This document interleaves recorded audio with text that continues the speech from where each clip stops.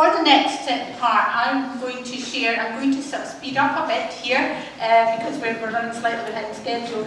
I'm going to share some of the experiences from my experience in North Ayrshire about why we wanted to work with PNS and some of the outcomes that we think that it has brought for the council. And I'm going to just take us very briefly through what I see as the context and issues in North Ayrshire. What were the enablers that helped us work? What was the set of principles that we worked to? Why we chose Parent Network Scotland, and then the progress that we've made from that. And when we look at the context of North Ayrshire, it will be recognisable for a whole lot of other authorities as well. Quite high levels of unemployment. Again, poverty, and I know that we know that has increased in some cases. Quite frightening to think that around 24% of the children in North Ayrshire are in workless households, and I know that that's mirrored in some other councils as well. The link between poverty, attainment and outcomes. And those of you who've been listening to the radio over the last week will be aware of the Roundtree Foundation saying that is all too tight a link in Scotland, that children from poorer backgrounds are doing less well than children from more privileged backgrounds. And that's something that all of us want to challenge, and it's something that has increased over the years. I grew up in Drumchapel. I know I've got other colleagues here that did as well. But I grew up believing that I could do anything. And I'd like to think that children growing up anywhere believe that now. But I think that that's perhaps not the case for some of them. We were also faced with increasing numbers of young children with behavioural problems. Increasing number of young children who found it difficult to socialise in their early years establishments and in primary schools. And also parents of older children who were facing considerable challenges, who didn't know where to turn, who didn't know who to get support from. And we put in a lot of work through educational psychology on supporting sort of parents of teenage children, and that was well received. But what we felt was we really need to be working further upstream. We need to be working with parents of the very youngest children in order to address that. And I think that's something that we're seeing through the Early Years Collaborative, through the Early Years Strategy, that we know that's where we really need to invest in children at their very early stages. And who does that? Well, the government is increasing the number of hours of accessible childcare for 3- and 4-year-olds and some 2-year-olds to 600 hours a week. But by my calculation, that still leaves parents with 8,160. That's a long time.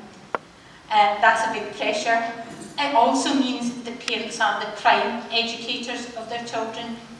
And it's that nurturing and growing that they get at home that ultimately will impact on their learning. So we can't address the attainment by teaching better, teaching harder. Yes, we need to have good quality assurance. You need to be making sure that schools are delivering for young people. But we also know, and we know from Harry Burns, and we know from the Roundtree Foundation, that the difference in learning skills in young children can differ by 18 months by the time they are 5.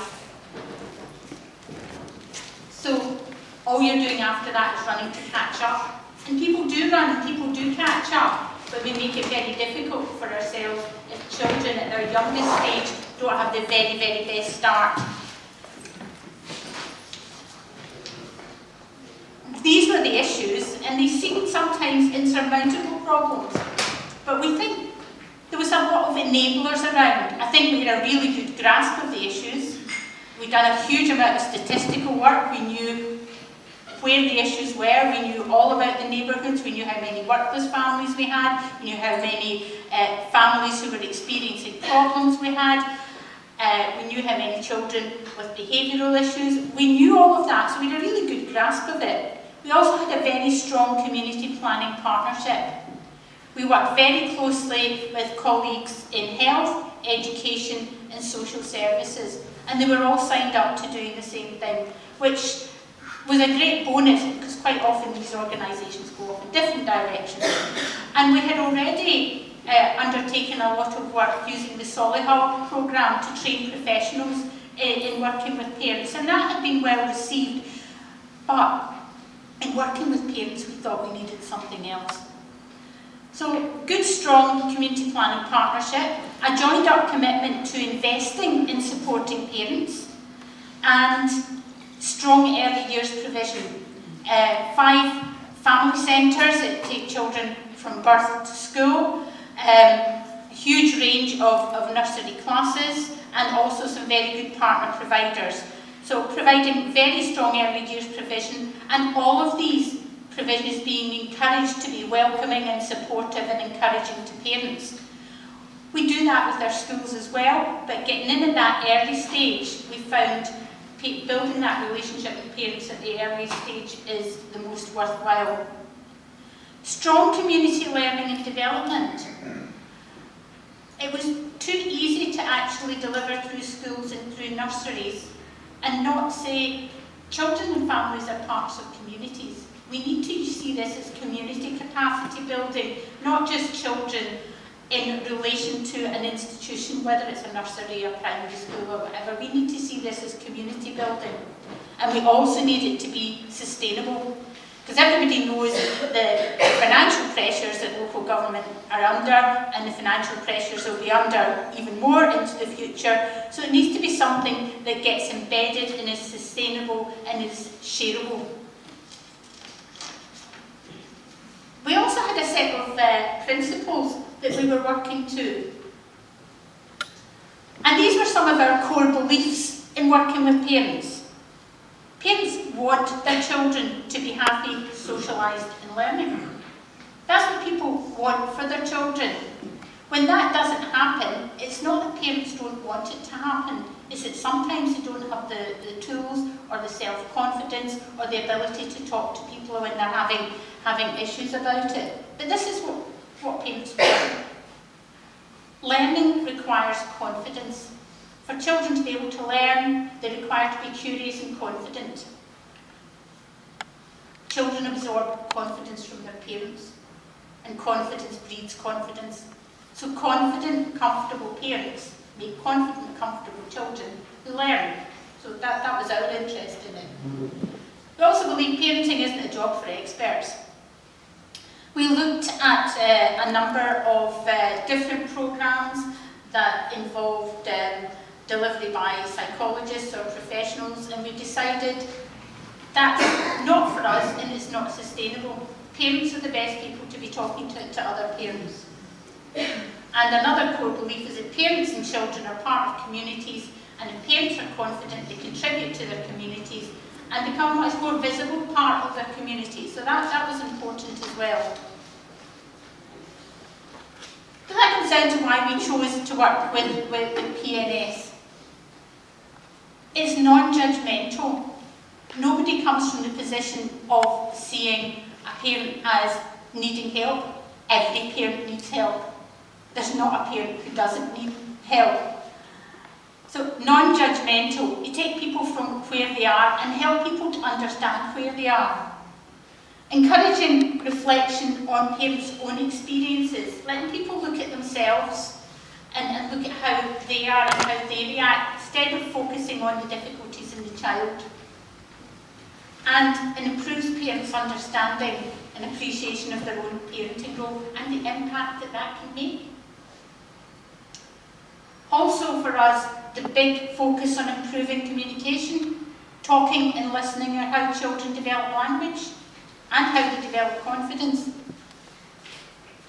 Exploring strategies and approaches to everyday family situations, a bag of tools that you can use to help support your child.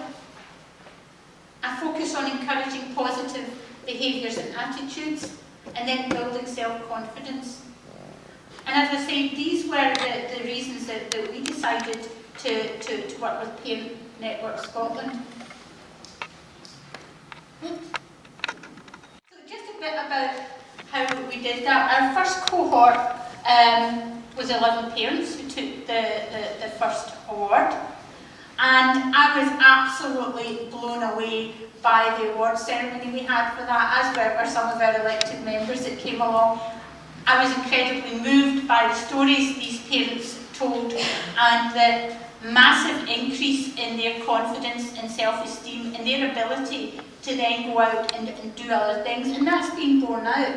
4 have now done their facilitators training and are facilitating or co-facilitating. 6 parents are still meeting and they're volunteering in the early years centres. They've all had PEAK training, we'll hear more about PEAK later, and have delivered sessions in their local communities. Before this started, I don't think any of these parents would ever have dreamt of doing that. They just wouldn't have dreamt of doing it. And 3 have now been accepted to do childcare or ASN courses at college. So to me this tells a story. And I'm not here to tell the parent's story, I'm not here to go into the detail of it. I'm just explaining how, as a director of a big organisation, I could see the huge impact that could have on us further down the line. And it's not a quick fix. It might be a long, long time until we see the benefits of this, until we see the real benefits coming through in the young people's attainment. But there are other benefits. There's the benefits of parents who are now much more involved in their community. They're getting much more out of that. The community's getting much more out of that. As a result, some of them are building employability skills as well. Or some of them are just becoming that much more confident that they can go and speak to the school. Some of them wouldn't have stepped over the doorstep before.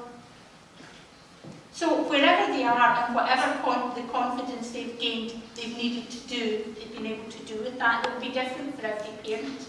And as I say, I'm not here to tell their stories, but their stories are what makes this work. And to finish, just a wee picture from Holly Golightly in Breakfast at Tiffany's. Anyone who ever gave you confidence, you owe them a lot. And this is about how parents give other parents confidence and how parents give their children confidence, and it's probably the biggest gift you can ever give. And I'm going to finish there and hand over to Jackie.